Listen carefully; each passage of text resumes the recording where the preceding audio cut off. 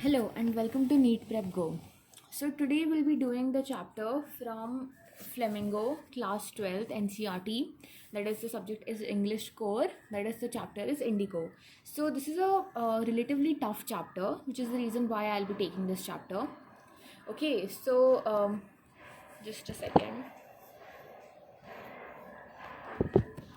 Yeah.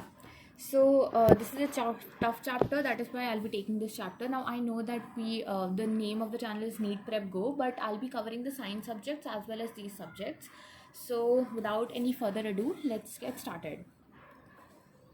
Okay. So Indigo is by the author Louis Fisher. Louis Fisher was born in Philadelphia. He served as a volunteer in the British Army between 1918 and 1920. Fisher made a career as a journalist and wrote for the New York Times, the Saturday Review, and for European and Asian publications. He was also a member of the faculty at Princeton University. The following is an excerpt from his book, The Life of Mahatma Gandhi. The book has been reviewed as one of the best books ever written on Gandhi by Times Educational Supplement. Okay, so Louis Fisher has written this book, The Life of Mahatma Gandhi, and this chapter is an expert from the book. That is a small part from the book. Okay, so now let's get started. When I first visited Gandhi in 1942, the author says, at his ashram in Sevagram. So when the author first visited Mahatma Gandhi in 1942 at his ashram in Sevagram in central India, I will tell you how it happened that I decided to urge the departure of the British. It was in 1917. He had gone to the December 1916 annual convention of the Indian National Congress Party in Lucknow. There were 2,301 delegates and many visitors. During the proceedings, Gandhi recounted, a peasant came up to me looking like any other peasant in India, poor and emaciated, and said, I am Rajkumar Shukla. I am from Champaran and I want you to come to my district. Gandhi had never heard of the place. It was in the foothills of the towering Himalayas near the kingdom of Nepal. Under an ancient arrangement, the Champaran peasants were sharecroppers. Rajkumar Shukla was one of them. He was illiterate but resolute. So, what happens in the first page? Let's see. The author visited Mahatma Gandhi in 1942 at his ashram in Sevagram, okay, in central India.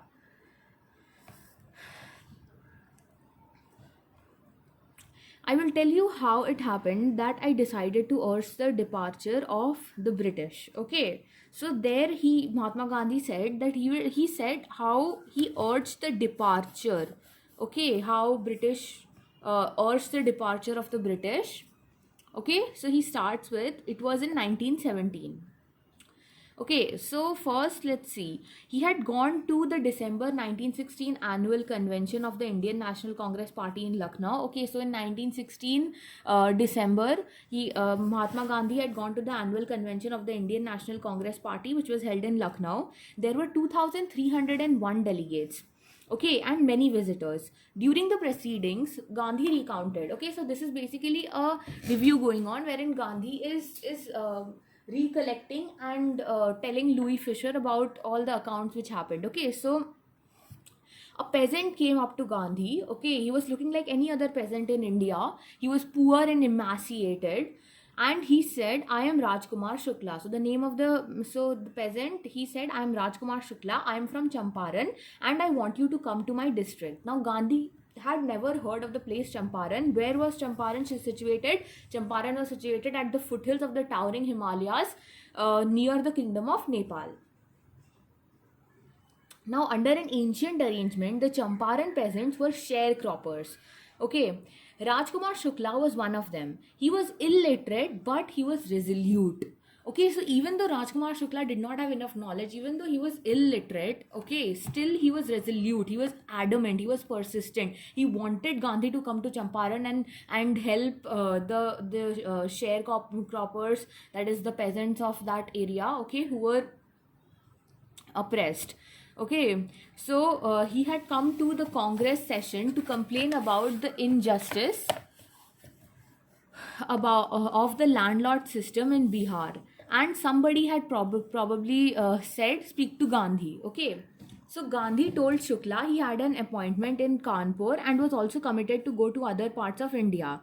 Shukla accompanied him everywhere. That's what I said, that he was illiterate, but Rajkumar Shukla was adamant. So he accompanied um, Gandhi everywhere. Okay, so first, where was Gandhi in 1916? First, Gandhi was in Lucknow, okay, to attend a Congress party. Then from there, he went to Kanpur.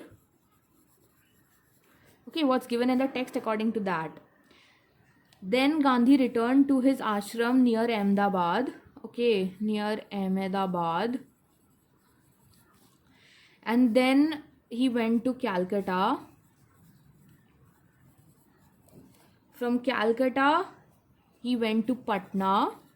Okay, please remember this. From Patna, he went to Muzaffarpur.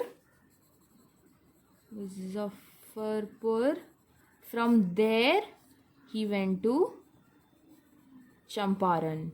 Okay, so first Gandhi went to Lucknow, then Kanpur, then an ashram near Ahmedabad. Okay, then Calcutta, then Patna, then Muzaffarpur, and then lastly Champaran.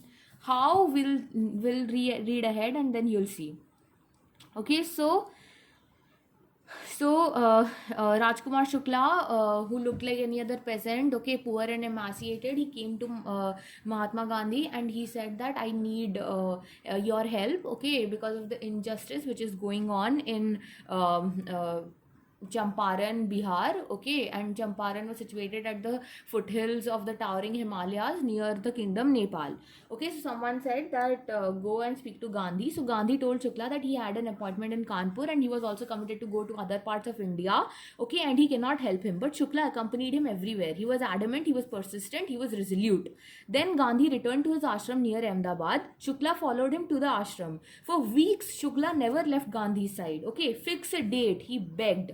Impressed by the sharecropper's tenacity, okay, he was persistent, adamant, okay, so the sharecropper, that is Rajkumar Shukla, he was impressed by his tenacity and story. Gandhi said, I have to be in Calcutta on such and such date, come and meet me and take me from there. Okay, so Gandhi said, gave him a date and time and told him that come and meet me over there.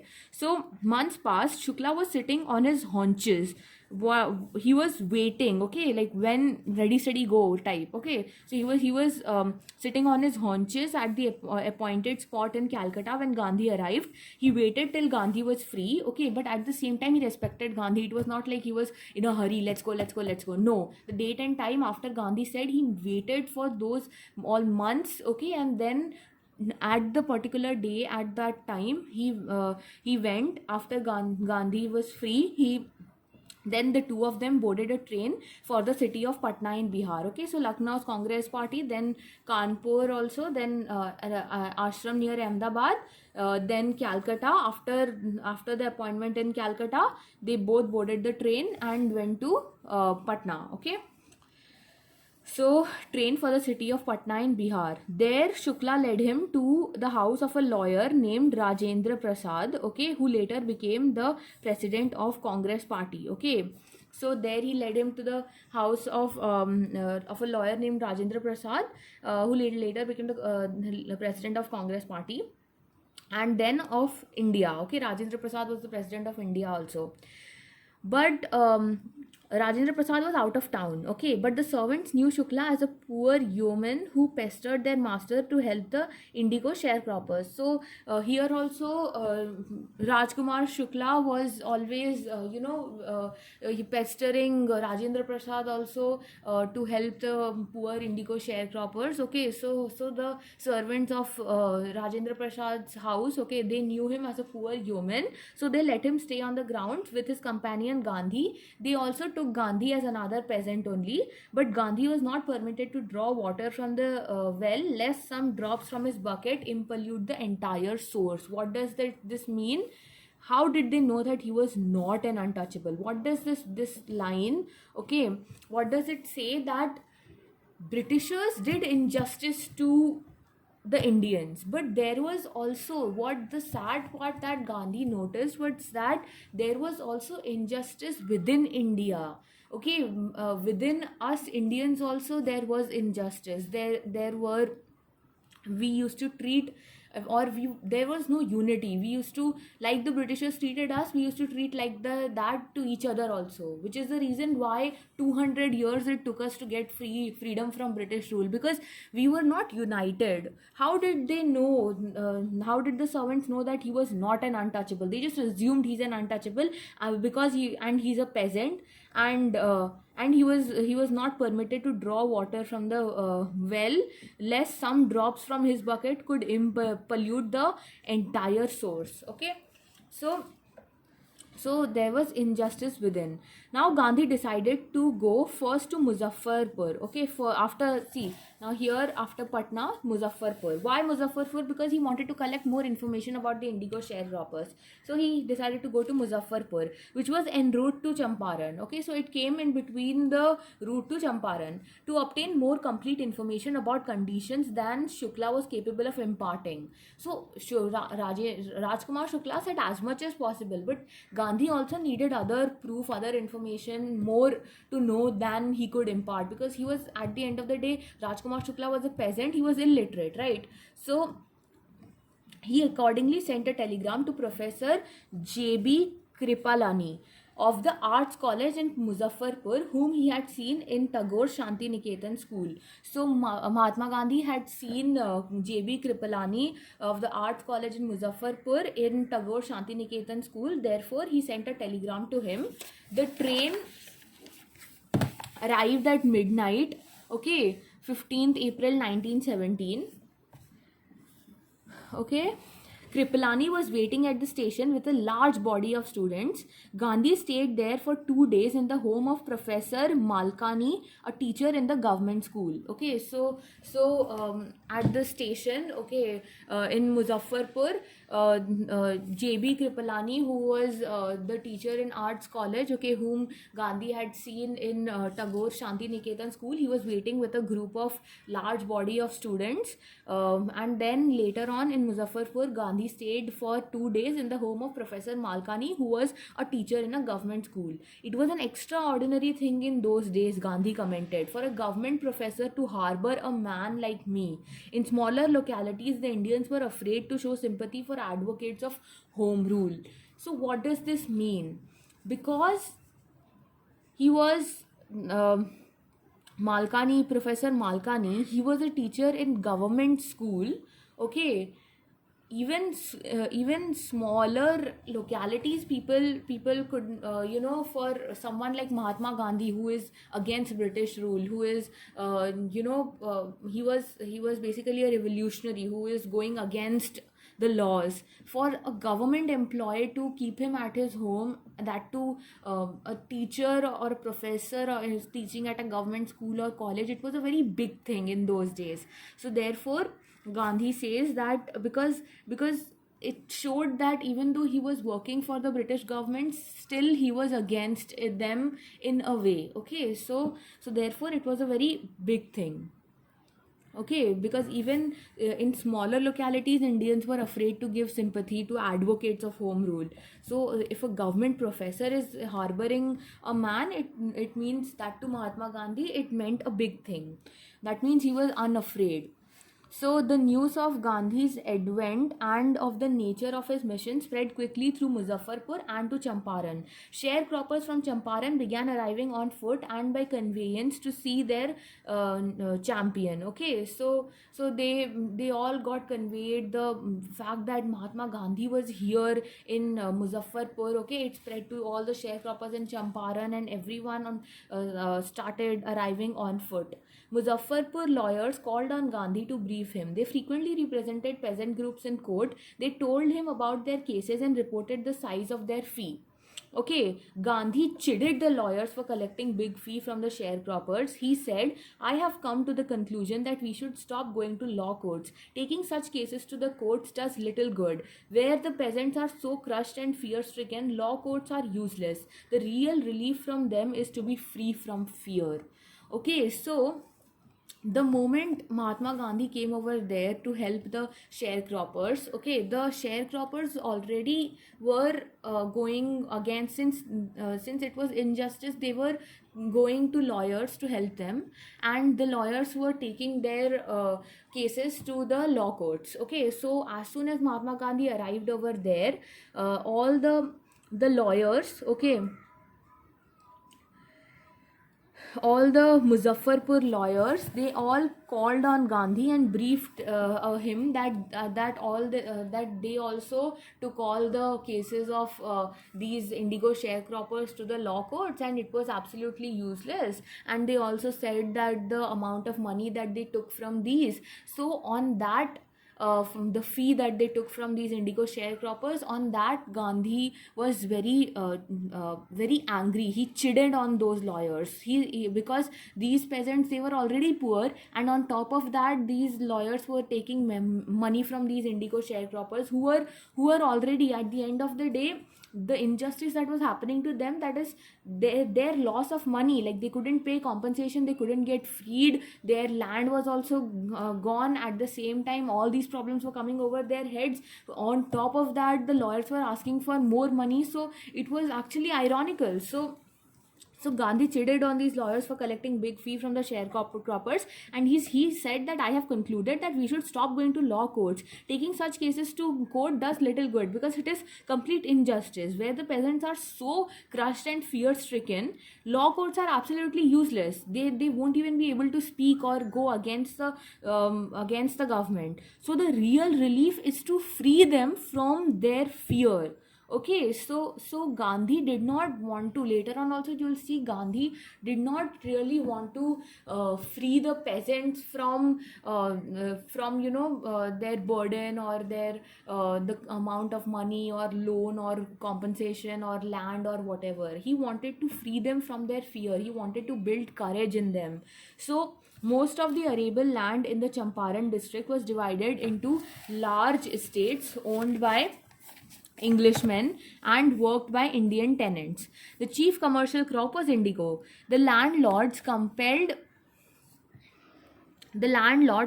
all tenants to plant 3/12 of 15% of their holdings with indigo and surrender the entire indigo harvest as rent. This was done by long-term contract. Presently, the landlords learned that Germany had developed synthetic indigo. They thereupon obtained agreements from the sharecroppers to pay them compensation for being released from the 15% arrangement. The sharecropping arrangement was irksome to the peasants, and many signed willingly. Those who resisted engaged lawyers. The landlords hired thugs. Meanwhile, the information about synthetic indigo reached the illiterate peasants who had signed, and they wanted their money back. So, what has happened over here? So, let's say, is this dark enough due to put one filter? I usually don't put filter, but today I felt like, okay, let's give it a try. So what happens is, there was a long-term contract, okay, by the sharecroppers. Okay, so these estates were owned by Englishmen, and the Indian tenants worked over there. The chief commercial crop was indigo. Okay, so now the landlords, they compelled the tenants to plant 3/12 or 15%, 3/12 or 15% of their holding. So let's say this is the land, so 15% they had to plant with indigo. Okay, and that entire 15%, whatever indigo was grown, they had to give that entire thing as rent. Okay, then next year what will happen? This land, this will become infertile because of that indigo plant. Also, the moment you used to plant them, that land, it used to become barren. You must have learnt in 10th standard. So then they used to take this land, okay, and then again this land again next year, then this entire became infertile. So the land was decreasing for the poor tenants. Okay, at the same time they were losing land, they were also planting indigo, and they were losing that indigo harvest also. So this was done by long-term contract. Presently, the landlords learned that Germany had developed synthetic indigo. So they obtained agreements from the sharecroppers and told them that you pay us compensation, okay, and we will release you from the 15% arrangement. Okay, So what, they were so clever. Okay, so what they said is, the moment they found out that they can get cheaper, synthetic indigo from Germany, some elsewhere, okay, they did not want this. So what they said is, they told the tenants that we will free you, now you give us compensation and then we'll free you, whatever the money compensation is. So many of the peasants agreed to this and gave the money, okay, and to get freed, because they were tired, okay, by the sharecropping was irksome to the peasants, and many signed willingly. Those who resisted, okay, they engaged lawyers, and the landlords hired thugs, okay. They were all, it was a very injustice thing, okay. So meanwhile, the information about synthetic indigo reached the illiterate peasants, and those who had signed, they also wanted their money back. So the moment they got to know that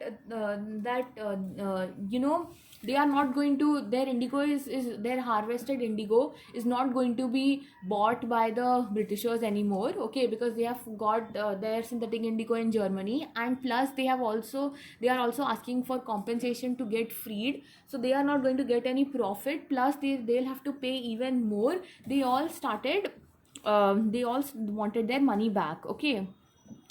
At this point, Gandhiji arrived in Champaran. He began by trying to get the facts.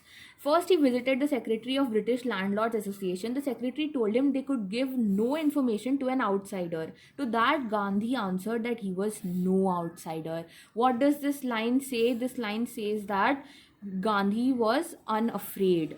He was unafraid. He was brave. He was not afraid to answer the British. When he went to the secretary of British Landlords Association, when he was said that they could give no information to an outsider, Gandhi said that I am not an outsider, indicating that this is my country, I am a citizen, you are an outsider. That's what it means. So next, Gandhi called on the British official commissioner of the Tirhat division, in which the Champaran district lay. The commissioner proceeded to bully me and advised me forthwith to leave Tirhat. Okay, so next, after the secretary of British Landlords Association, Gandhi went to the British official commissioner of the Tirhat division, who bullied him and asked him to leave Tirhat immediately. Gandhi did not leave. Instead, he proceeded to Motihari, the capital of Champaran. Okay, so after going to Champaran also, you'll see that where all he went. Okay, Tirhat, then Motihari. You can remember all this. Okay, so several lawyers accompanied him. At the railway station, a vast multitude greeted Gandhi. Okay, in Motihari, at the railway station of Motihari, vast multitude greeted Gandhi. He went to a house, and using it as headquarters, he continued its investigation. A report came in that a peasant had been maltreated in a nearby village. Gandhi decided to go and see. The next morning, he started out on the back of an elephant. He had not proceeded far when the police superintendent's messenger overtook him and ordered him to return to town in his carriage. Okay, Gandhi complied. The messenger drove Gandhi home, where he served him with an official notice to quit Champaran immediately. So, messenger didn't directly give the message. Why? Because such a huge crowd was with him, the mob. Okay, he could have been harmed. So instead, what the messenger did is, he ordered Gandhi to go back home. Okay, return to the town, and he returned. The messenger drove Gandhi home. Okay, after that, he gave him the notice to quit Champaran immediately. So the order had come.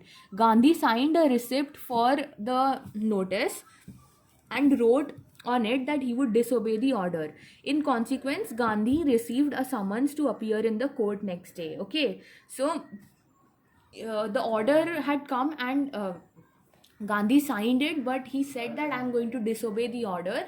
So he was basically guilty of not obeying to leave the lands of Champaran immediately. Therefore, he had to receive a summon in the court the next day. All night, Gandhi remained awake. He telegraphed Rajendra Prasad to come from Bihar with influential friends. He sent instructions to the ashram. He wired a full report to the viceroy. So Gandhiji was very organized. Okay, he was very Gandhi was Gandhi was very organized. So he knew that he could get arrested. Okay, so before the summons, he had to be completely prepared. So first he told Rajendra Prasad to come from Bihar. He with influential friends. He sent instructions to his ashram that in his absence, what he wanted to take care of everything. Okay, it's not like he came to Champaran, he'll forget about Sevagram and Ahmedabad ashram and all that.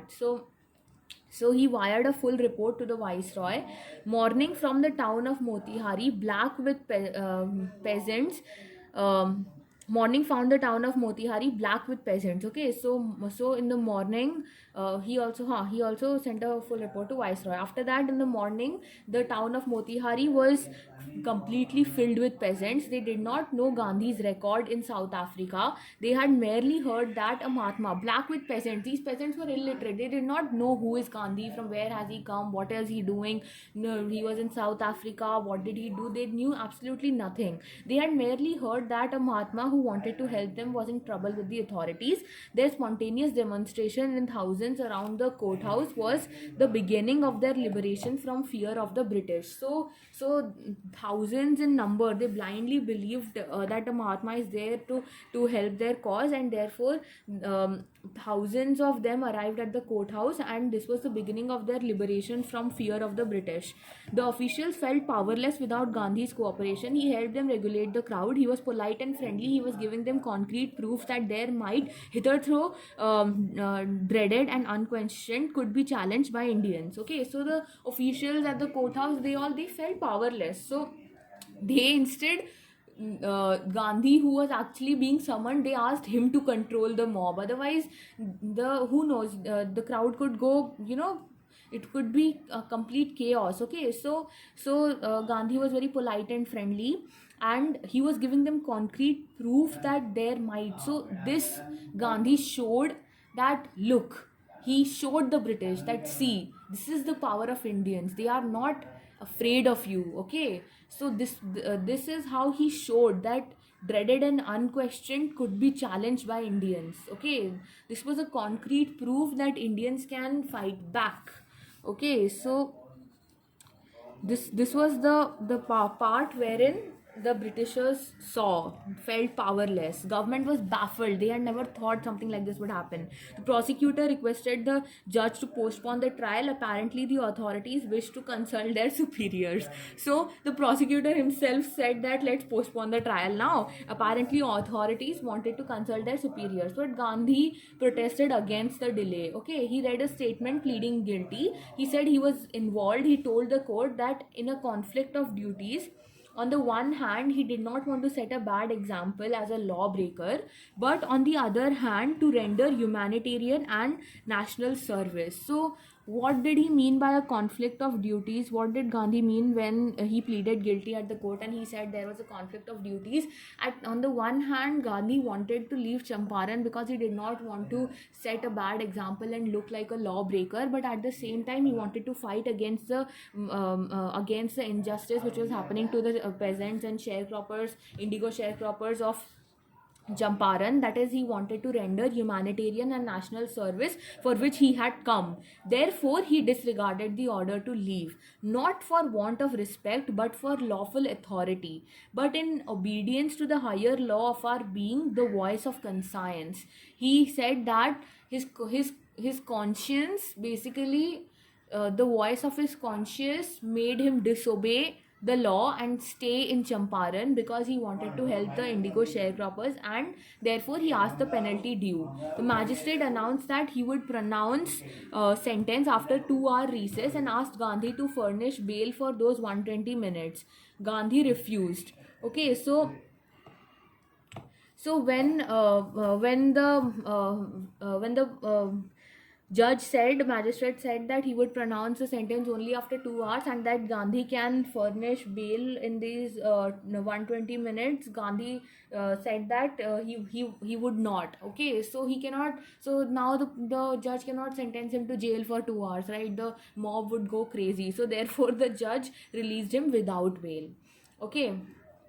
When the court reconvened, the judge said he would not deliver the judgment for several days. Meanwhile, he allowed Gandhi to stay at liberty. Okay, so now Rajendra Prasad, Brij Kishore Babu, Maulana Mazharul Haq, and several other prominent lawyers had arrived from Bihar. They conferred with Gandhi. What would they do if he was sentenced to prison? Gandhi asked. Why? The senior lawyer replied. They had come to advise and help him. If he went to jail, there would be nobody to advise and they would go home. What about the injustice to the sharecroppers? Gandhi demanded. The lawyers withdrew to consult.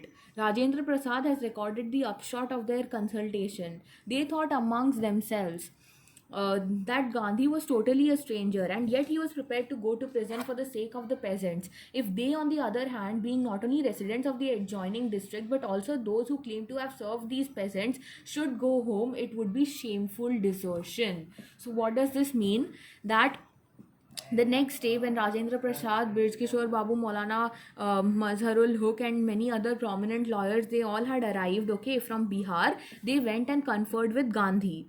Okay, so then what would they do if he was sentenced to prison? Okay, Gandhi asked these lawyers that if I was sent to jail, what would you do? To that the lawyers replied that we would go home. There would be no they had come to advise and help him. If he would go to the jail, then what will we do? We will go home. So then Gandhi said that what about the injustice of the sharecroppers?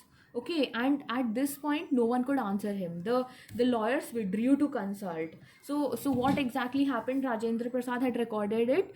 The lawyers thought among themselves that Gandhi, Mahatma Gandhi, who is a stranger, okay, he was a complete stranger and yet he was prepared to go to prison for the Indigo sharecroppers, and they, being lawyers, being people of living in those adjoining district, being people who had already served and fought for the peasants in law courts, even though it was injustice and even though it was not honest and they had taken a large amount of sum of money and all that, still if they would go home, whereas an outsider would stay and fight, then it would be shameful desertion. People will lose trust on the lawyers.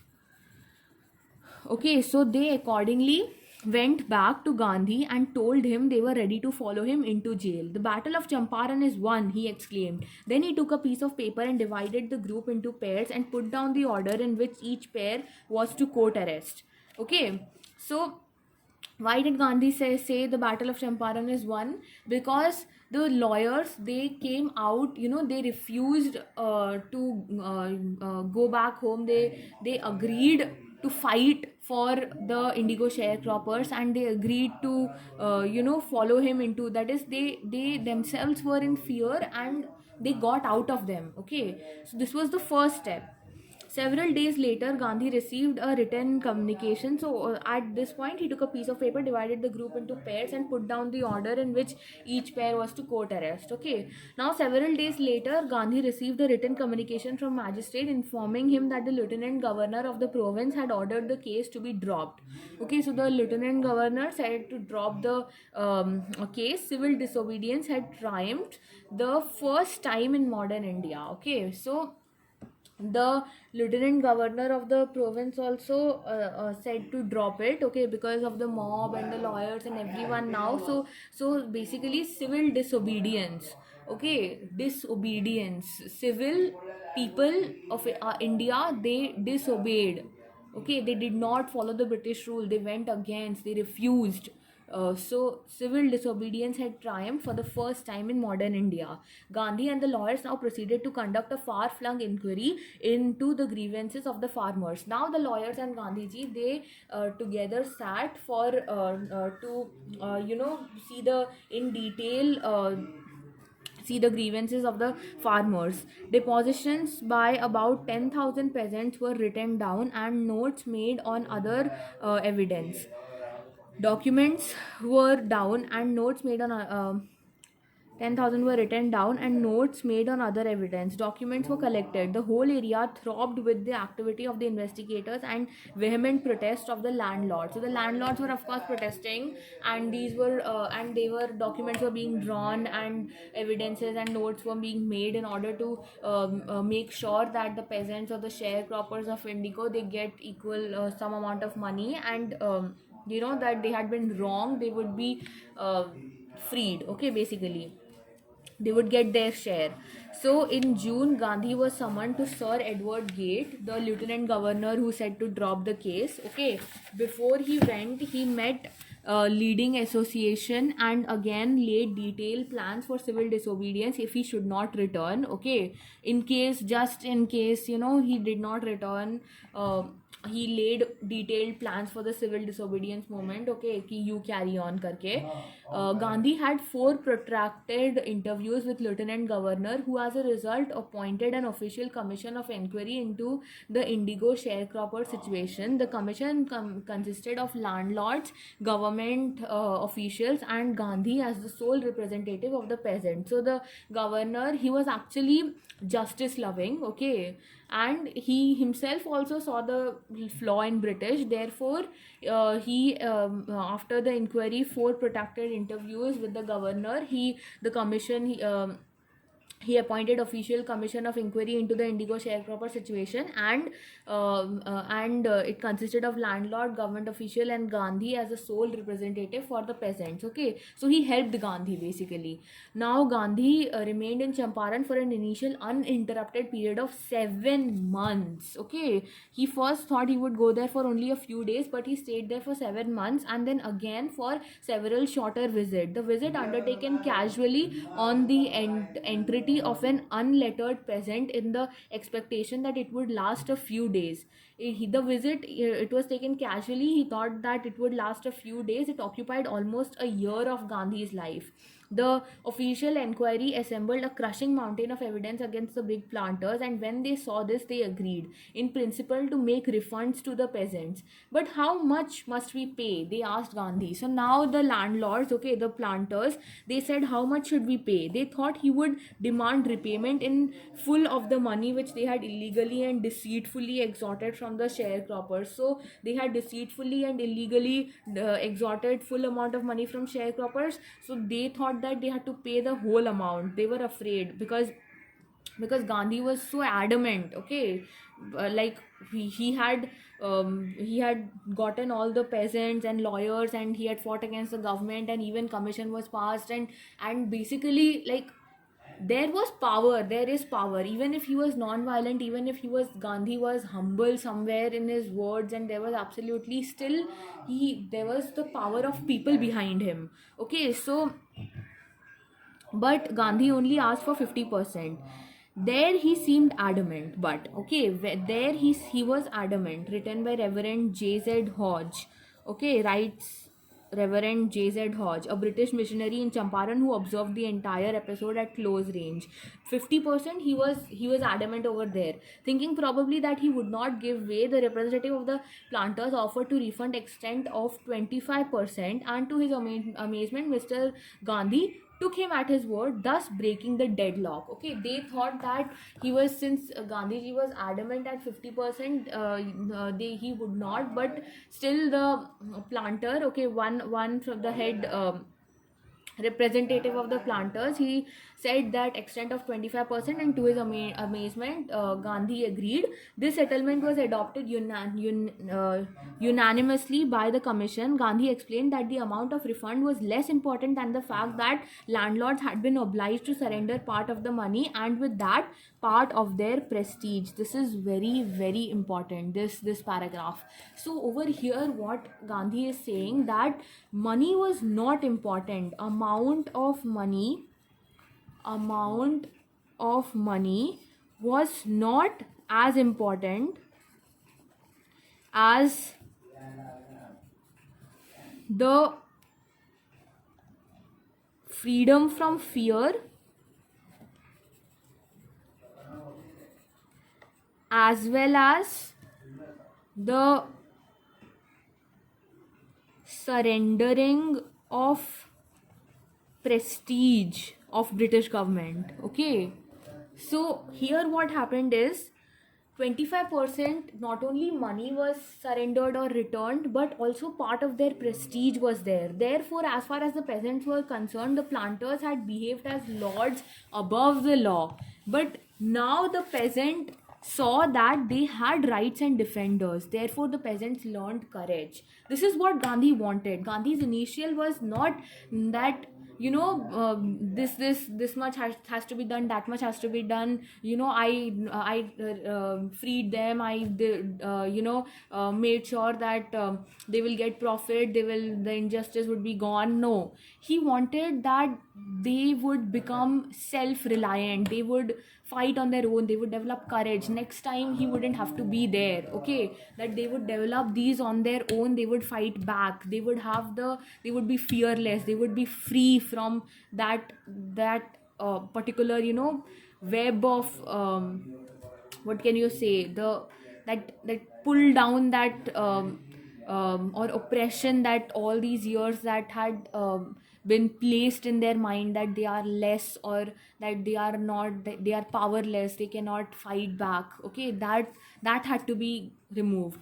So events justified Gandhi's position. Within a few years, the British planters abandoned their estates, which reverted to the peasants. Indigo sharecropping disappeared. Okay, these are all the good things, results which happened. Okay, within a few years, British planters abandoned their estates, which reverted to the peasants. Peasants got them. Okay, indigo sharecropping disappeared. Gandhi never contented himself with large political or economic solutions. Okay, Gandhi did not content him. He saw the cultural and social backwardness in Champaran villages and wanted to do something about it immediately. He appealed for teachers, Mahadev Desai and Narhari Parikh. Two young men who had just joined Gandhi as disciples, and their wives volunteered for the work. Several more came from Bombay, Pune, and other distant parts of the land. Devdas, Gandhi's youngest son, arrived from ashram. So did Mrs. Gandhi, that is Kasturba Gandhi. Kasturbai, huh. So primary schools were opened in 6 villages, and Kasturbai taught the ashram rules on personal cleanliness and community sanitization. Personal cleanliness and community sanitation. Always, Britishers used to say, whenever they used to see Indians, they used to be like, ew, and like, how are they, there's absolutely no sanity, and no hygiene, no nothing, and but and healthcare and all development, and they always used to say these now. So Mahatma Gandhi ensured that there will be education, that there will be cleanliness and sanitation. Health conditions were miserable, so Gandhi got a doctor to volunteer his services for 6 months. 3 medicines were available: castor oil, quinine, and sulfur ointment. Quinine is a malarial drug. From so many generations it is being used. Anybody who showed a coated tongue was given a dose of castor oil. Anybody with malaria fever received quinine plus castor oil. Anybody with skin eruption received ointment plus castor oil. So castor oil was must every time. Gandhi noticed the filthy state of women's clothes. He asked Kasturbai to talk to them about it. One woman took Kasturbai in her hut and said that, look, there is no box for cupboard here for clothes, or cupboard here for clothes. The sari I am wearing is the only one I have. So during his long stay in Champaran, Gandhi kept a long distance watch on the ashram. Okay, he was organized, as I said, so he also kept a watch on the ashram. He sent regular instructions by mail, asked for financial accounts. Once he wrote to the residents that it was time to fill in the old latrine trenches to dig new ones, otherwise old ones would begin to smell bad.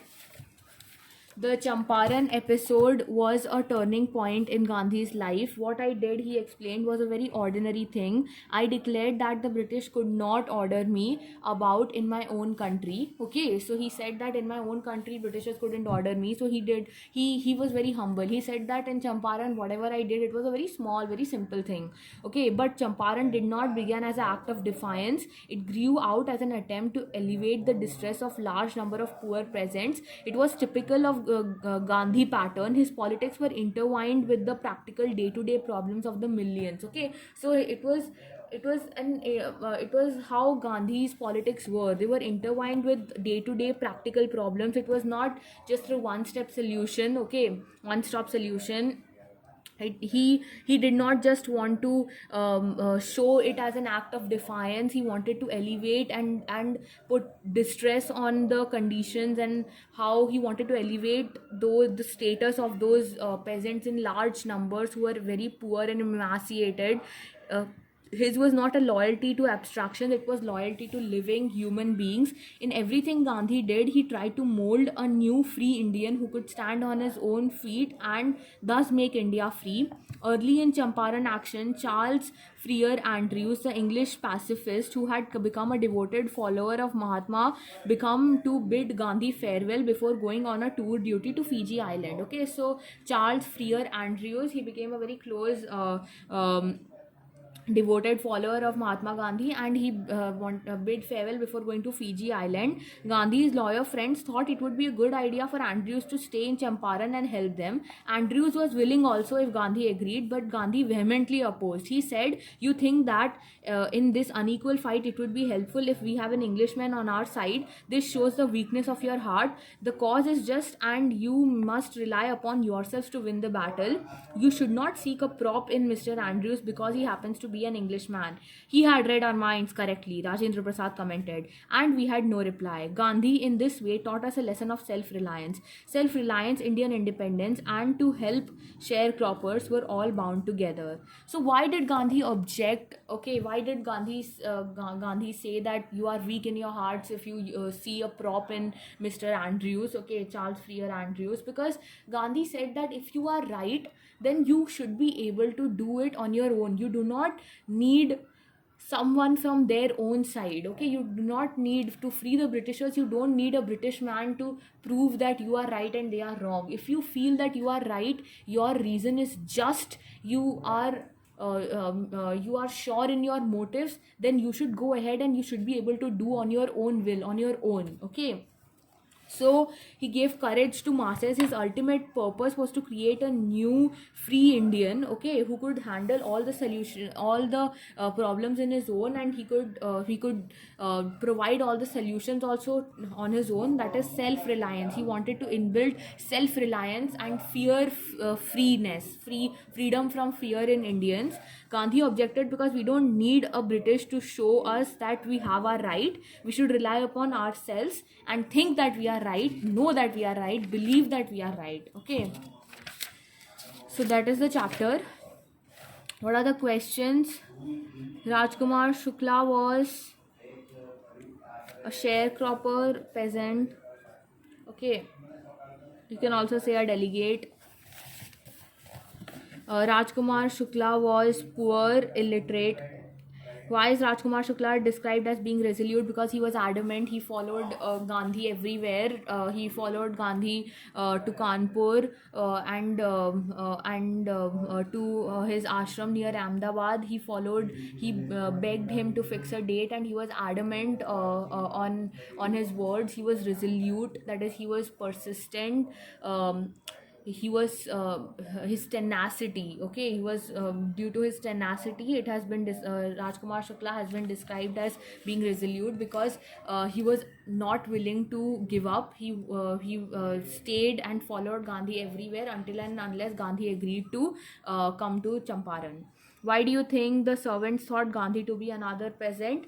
Because Gandhi was very simple. He looked very simple and humble. Okay, so he wore very simple clothes, and he looked like any other person in India, any poor peasant in India. Plus, he was with Rajkumar Shukla, who was a Indigo sharecropper, who always used to come to Rajendra Prasad's house and complain about the injustice and the oppressed situation of Indigo sharecroppers and how to help them. Okay, now list the places that Gandhi visited between his first meeting with Shukla and his arrival at Champaran. His first meeting with After his first meeting with Shukla, he visited Kanpur, then ashram in Ahmedabad. After his first meeting first he met Shukla first in Lucknow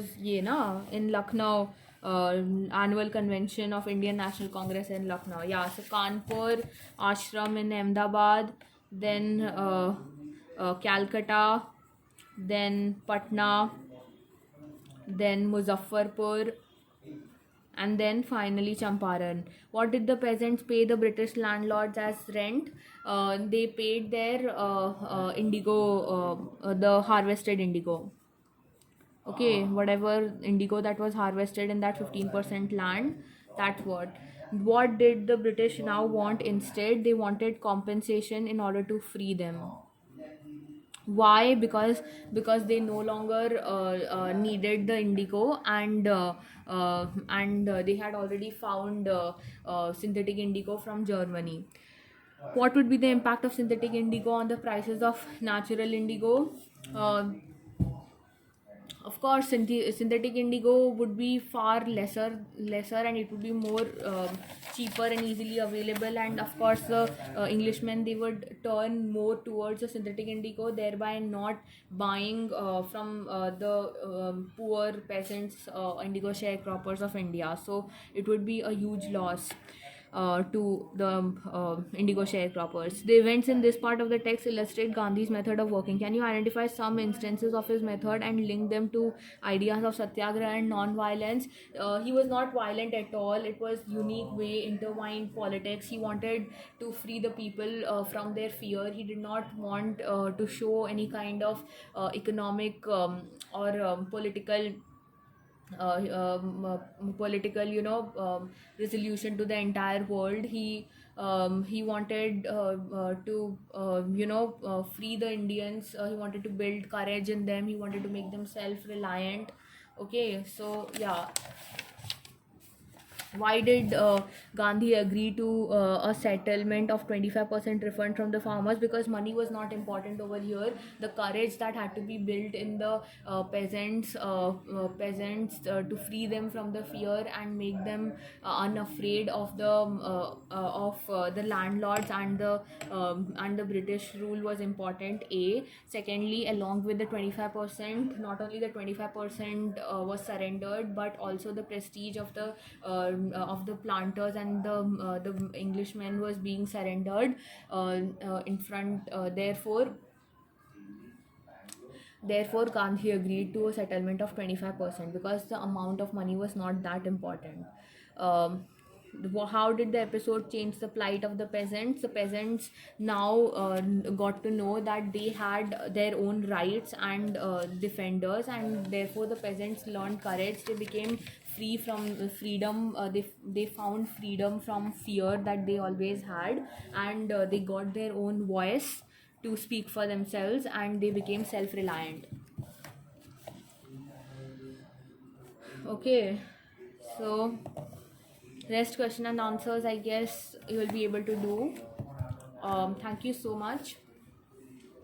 I hope you understood the chapter, and we'll do a science chapter after this. Okay, thank you.